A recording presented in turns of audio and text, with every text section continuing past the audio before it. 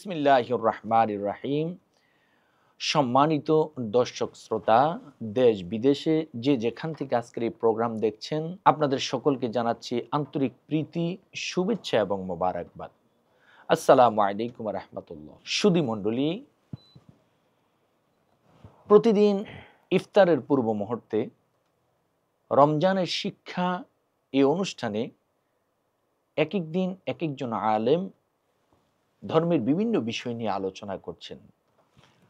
আজকে আলোচনা করার জন্য স্টুডিওতে উপস্থিত হয়েছেন বিশিষ্ট ইসলামী গবেষক, লেখক মমতাজুল মুফাসসিরিন ও মমতাজুল মুহাদ্দিসিন, মমতাজুল ফুকাহা, আশিক রসুল হজরত ফখরুদ্দিন রাজি সাহেব। হজরতকে সুস্বাগতম জানাচ্ছি। আসসালামু আলাইকুম ওয়া রাহমাতুল্লাহি ওয়া বারাকাতুহু। হজরত ফখরুদ্দিন রাজি সাহেব, আমাদেরকে ইমানি পরীক্ষায় সম্মুখীন হতে হবে। আমাদেরকে মুনকার নাকির সওয়াল করবে, এই সওয়ালের জবাব আমাদেরকে দিতে হবে প্রতিটি মানুষকে। তো এই যে মুনকার নাকিরের সওয়ালের জবাব, এই ইমানি পরীক্ষায় আমরা কিভাবে পাশ করতে পারি, এই বিষয়ের উপর আপনাকে আলোচনা করার জন্য আহ্বান করছি। ধন্যবাদ সম্মানিত উপস্থাপক মহোদয় হযরতুল আল্লাম ইমরান হোসেন মাজাহারি সাহেব। ঈমান এমন একটি জিনিস,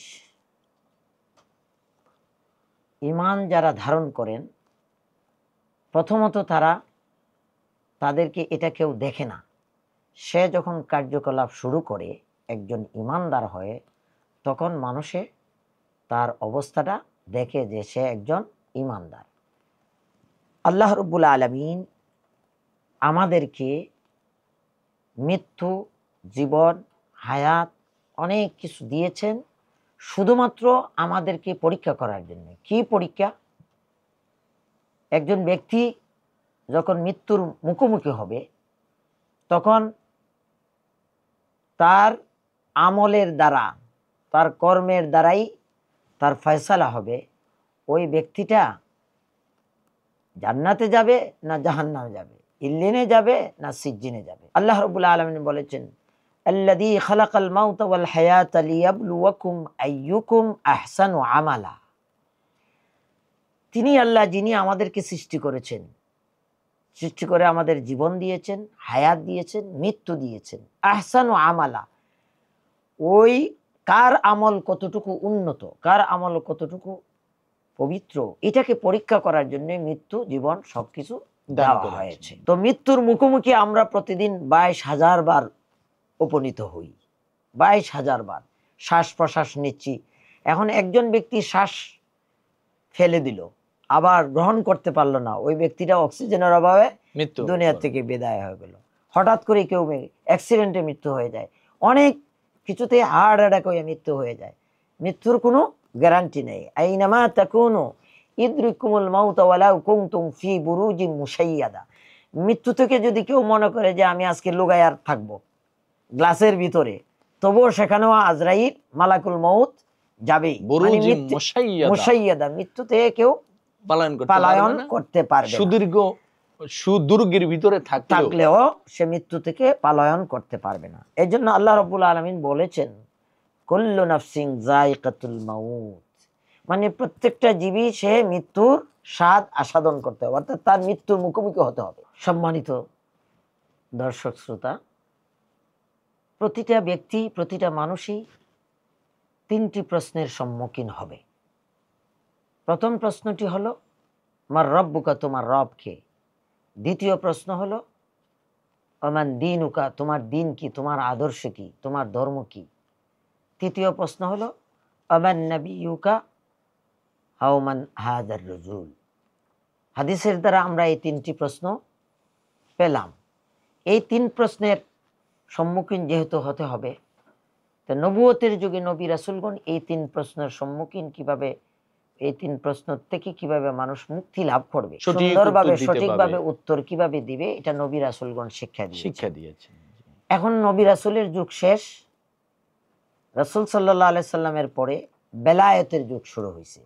তো বেলায়েতের যুগে এই কাজের দায়িত্ব আল্লাহ রাব্বুল আলামিন রাসূল সাল্লাল্লাহু আলাইহি সাল্লাম তাদের কি দিয়েছেন? যারা প্রকৃত নায়েবে রাসূল ছিলেন। নায়েবে রাসূলগণ এই দায়িত্বটা পালন করেছে। প্রকৃত আল্লাহওয়ালা, প্রকৃত আল্লাহওয়ালা, আল্লাহর ওলিগণ, আল্লাহর অলিগণ, আল্লাহর বন্ধুরা এই এই দায়িত্ব পালন করেছেন। তো আমরা এই 3 প্রশ্নের সম্মুখীন যেহেতু হইব, পরীক্ষা যেহেতু আমাদেরকে দিতে হবে, তাহলে আমাদের সিলেবাসের কাছে অবশ্যই যাইতে হবে। দেখুন, আল্লাহ রাব্বুল আলামিন এমন এক মহান সত্তা, যিনি আমাদেরকে বাঁচার জন্য, আমাদেরকে মুক্তি পাওয়ার জন্য 3টা প্রশ্ন আগেই বলে দিয়েছেন। কেউ যদি প্রশ্ন আউট করে তাহলে আমরা তাকে অনেক কিছু বলি, কিন্তু আল্লাহ রাব্বুল আলামিন কত দয়াবান, কত মেহেরবান, আমাদেরকে প্রশ্ন আগেই বলে দিয়েছেন। আর এই প্রশ্নের আলোকে আমাদেরকে সিলেবাসও দিয়েছেন। সিলেবাস কি? নবী রাসূল, আহলে বায়াত, ওলি আল্লাহ তথা ওলি আল্লাহগণ, এদেরকে অনুসরণ করলেই আমরা 3 প্রশ্নের জবাব সঠিকভাবে তাদের দিতে কথা মতো পারবো। যদি আমরা তাদের আমল কথা করি, তাদের আমল কথা করি, যদি আমরা আমল করি, পালন করি, এই অনুযায়ী যদি আমরা ধর্ম বিধান অনুশীলন করি, তাহলে আল্লাহ রাব্বুল আলামিন আমাদেরকে দয়া করে মুক্তি দান করুন। তাহলে মার রাব্বুকা, প্রথম যে প্রশ্নটা আমাদের হবে যে তোমার প্রভুকে, আমরা এই প্রভুর পরিচয়টা বাধ্যতামূলক এখন আমাদেরকে অর্জন করতে হবে। আর প্রভুর পরিচয়টা আমরা কার কাছে পাবো? প্রভুর পরিচয়টা আমরা পাবো যিনি আল্লাহ রাব্বুল আলামিনকে লাভ করেছেন এমন একজন আল্লাহওয়ালা ব্যক্তির কাছে, তাই না? এইভাবে আমরা 3টা প্রশ্নের জবাব কিভাবে শিখতে পারি? এই 3 প্রশ্নের জবাব যদি আমরা শিখতে চাই, তাহলে নায়েবে রাসূলের কাছে অবশ্যই বায়াত হতে হবে। নায়েবে রাসূলের কাছে অবশ্যই নিয়ম শিখতে হবে। নিয়ম শিখে আমাদেরকে ঈমানদার হতে হবে। ঈমানের আলো যদি আমার অন্তরে না থাকে, তাহলে আমি 3 প্রশ্নের জবাব দিতে পারবো না। যদি আমরা এই 3টি প্রশ্নের জবাব শিখতে চাই, তাহলে প্রকৃত নায়েবে রাসূলের কাছে যেতে হবে, ওলি আল্লাহদের কাছে যেতে হবে, গিয়া তাদের দেখানো পথ অনুযায়ী আমাদেরকে এই 3 প্রশ্নের জবাব শিখতে হবে। তাহলে 3 প্রশ্নের জবাব যদি শিখতে হয়, তাহলে ওলি আল্লাহদের সান্নিধ্যে থাকি আমাকে ঈমানের নূর, ঈমানের আলো অন্তরে জ্বালাইতে হবে। আর এই শিক্ষাগুলি মূলত নবী রাসূলও দিয়েছেন, বর্তমানে ওলি আল্লাহগণও এই শিক্ষাগুলি মানুষদেরকে দিচ্ছেন। প্রতিটা মানুষকেই 3টি প্রশ্নের জবাব দিতে হবে। 3টি প্রশ্নের জবাব নবী রাসূলগণ তখনকার সময়ে তাদের উম্মতদেরকে শিক্ষা দিয়েছেন। যেহেতু নবী রাসূলগণ এখন নেই, সেহেতু নবী রাসূলের উত্তরসূরি যারা আছেন তারাই এই 3টা প্রশ্নের জবাব কিভাবে দিবে, সাধারণ মানুষ এই শিক্ষাটা, এই প্রশিক্ষণটা প্রকৃত নায়েবে নবী, প্রকৃত নায়েবে রাসূল যারা, তারাই মূলত ওলি আল্লাহগণ এই শিক্ষাটা আমাদেরকে দিচ্ছেন, যাতে করে একটি মানুষ এই 3টা প্রশ্নের জবাব দিয়ে সে মুক্তিপ্রাপ্ত হতে পারে, সে যেন মুক্তি লাভ করতে পারে। এই জন্য এই শিক্ষাগুলি দিয়ে যাচ্ছেন। বর্তমান এই পৃথিবীতে এই শিক্ষা দিচ্ছেন আমাদের বা আমাদের মহান মুর্শিদের সুযোগ্য উত্তরসূরি ইমাম প্রফেসর ডক্টর কুদরত খুদা মাদ্দাজিল্লাহুল আলী। কিভাবে মানুষ এই 3টা প্রশ্নের জবাব দিবে, এই প্রশিক্ষণটা আমাদেরকে দিচ্ছেন।